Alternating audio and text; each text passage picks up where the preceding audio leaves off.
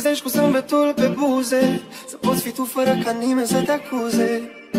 Hai spune-mi tu cum ar fi să sar când vrei peste o zi de muncă, să ai puțin, însă puținul să-ți ajungă.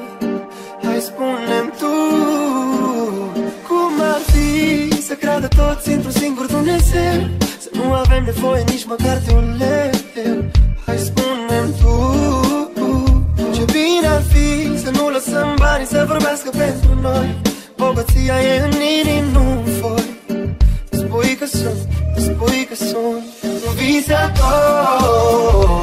dar lasă-mă așa, te rog nu mă schimba. Visator, e bine lumea mea, visator.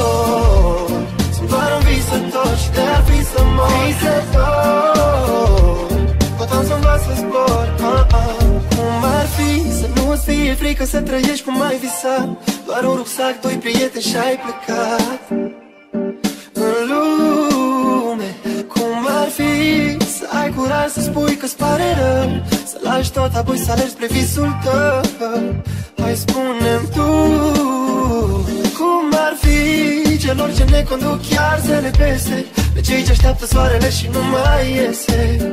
Hai spune-mi, știi, un om a zis, dacă vrei să vezi zile mai bune, tu fii schimbarea ce vrei să o vezi în lume.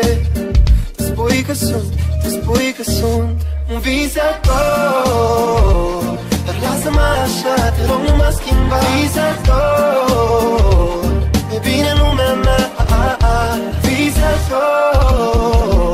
Sunt doar un visator și de-ar fi să mor. Visator, tot am să învăț să zbor. Și sar, fără frică sar, azi vreau să uit de mine.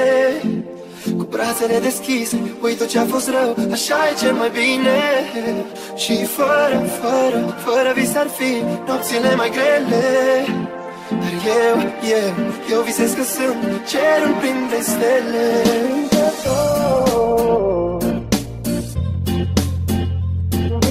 Wow.